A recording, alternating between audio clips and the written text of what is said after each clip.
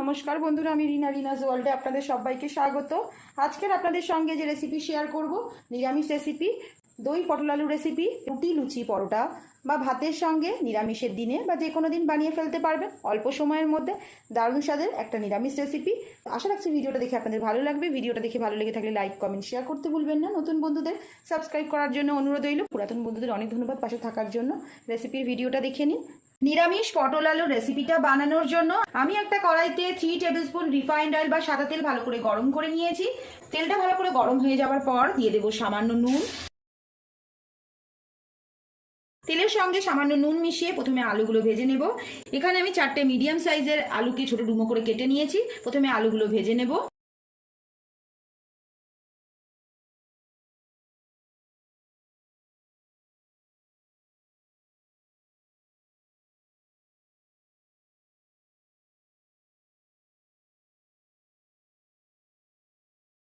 আলুগুলো ভাজা হয়ে গেছে, তুলে নেব।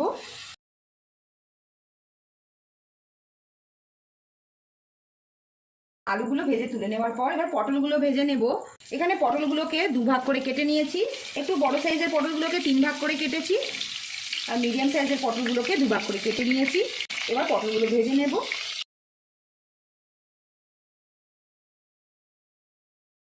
আলুটা ভেজে নেওয়ার পর পটলটা ভেজে নিচ্ছি। অপরদিকে আমি একটা মশলা রেডি করে নেব।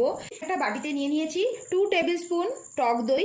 যতটা পটল আর আলু বানাবেন সেই হিসাবে নিতে হবে। এখানে আমি 2 টেবিল স্পুন নিয়ে নিয়েছি টক দই।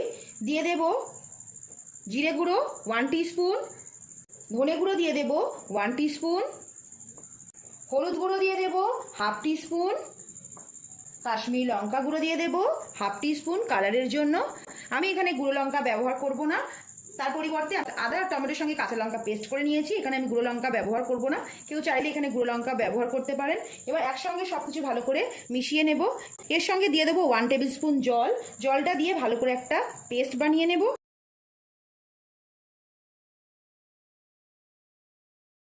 দিয়ে দেবো হাফ টিস্পুন চিনি। নিজেদের স্বাদ অনুসারে চিনিটা নিতে হবে, যেহেতু নিরামিষ রেসিপি তাই চিনির পরিমাণটা একটু বেশি দিলাম। এবার সব কিছু একসঙ্গে ভালো করে ফেটিয়ে নেব। মশলাটা রেডি হয়ে গেছে। আমি একটা গ্রাইন্ডিং জার নিয়ে নিয়েছি। গ্রাইন্ডিং জারে আমি একটা মশলা রেডি করে নেব। গ্রাইন্ডিং জারে নিয়ে নিয়েছি 2টো মিডিয়াম সাইজের টমেটো, আর নিয়েছি 1 ইঞ্চির মতো আদা আর 3টে কাঁচা লঙ্কা ছোটো টুকরো করে কেটে। এবার গ্রাইন্ডিং জারে এটা একটা পেস্ট বানিয়ে নেব। আদা, টমেটো, কাঁচা লঙ্কার পেস্টটা রেডি হয়ে গেছে। পটলগুলো ভাজা হয়ে গেছে, তুলে নেব।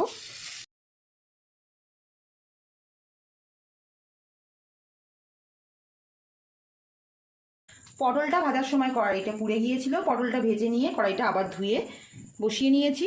কড়াইটা ভালো করে গরম হয়ে যাওয়ার পর দিয়ে দেবো 1 টেবিল স্পুন রিফাইন্ড অয়েল বা সাদা তেল।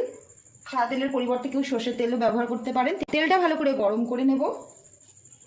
তেলটা ভালো করে গরম হয়ে যাওয়ার পর দিয়ে দেবো 1/4 টিস্পুন গোটা জিরে, আর দিয়ে দেবো একটা শুকনো লঙ্কা 2 ভাগ করে, আর দিয়ে দেবো সামান্য হিং।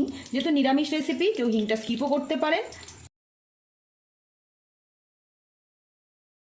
ফোড়নটা ভালো করে নেড়েচেড়ে নেওয়ার পর গোটা জিরে, শুকনো লঙ্কার হিংটা ভালো করে নেড়েচেড়ে নেওয়ার পর দিয়ে দেবো আদা, টমেটো, কাঁচা লঙ্কার পেস্টটা।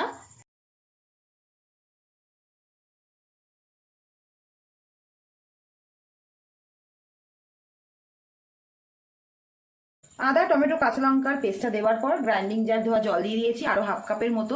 এবার মশলাটা ভালো করে কষিয়ে নেব। আদার কাঁচা গন্ধটা যাওয়ার জন্য মশলা ভালো করে কষিয়ে নেব।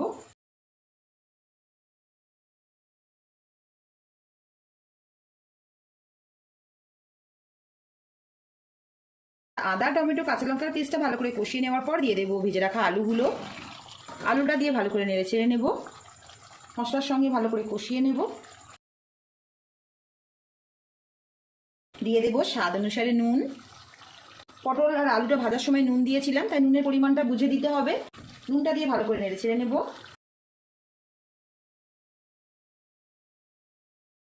নুনটা দিয়ে ভালো করে নেড়ে চেড়ে নেওয়ার পর দিয়ে দেবো ভেজে রাখা পটলগুলো। পটলগুলো দিয়ে আবার ভালো করে নেড়ে চেড়ে নেব।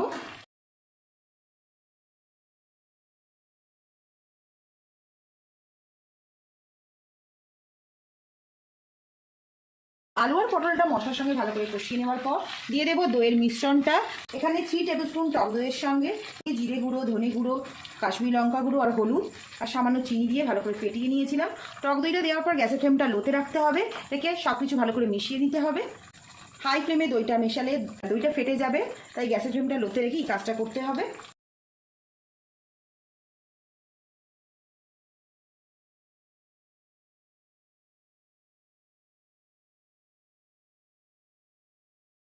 পটল আর আলুর সঙ্গে টক দইয়ের মিশ্রণটা ভালো করে মিশিয়ে নিয়েছি। এবার দিয়ে দেবো 1 কাপের মতো জল।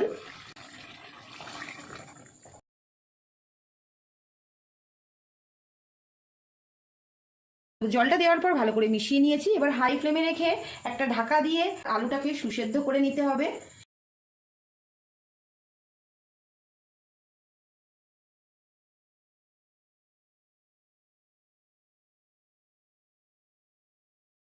মিডিয়াম টু হাই ফ্লেমে রেখে একটা ঢাকা দিয়ে পটল আর আলুটা সুসেদ্ধ করে নিয়েছি। দিয়ে দেবো সামান্য গরম মশলা গুঁড়ো। গরম মশলা গুঁড়োটা দিয়ে এবার ফ্লেমটা অফ করে দেবো। 5 মিনিট স্ট্যান্ডিং টাইমে রাখবো, যেরকম খেতে পছন্দ করছেন সেই হিসাবে নামিয়ে নিতে হবে। 5 মিনিট স্ট্যান্ডিং টাইমে রাখবো, তারপর সার্ভ করার জন্য রেডি হয়ে যাবে। রুটি, লুচি, পরোটা বা ভাতের সঙ্গে দারুণ স্বাদের দই আলু পটলের রেসিপি। এবার ফ্লেমটা অফ করে দেবো, 5 মিনিট স্ট্যান্ডিং টাইমে রাখবো, তারপর রুটি, লুচি, পরোটা যে কোনো দিন নিরামিষের দিনে বা যে কোনো দিন বানিয়ে ফেলতে পারবেন।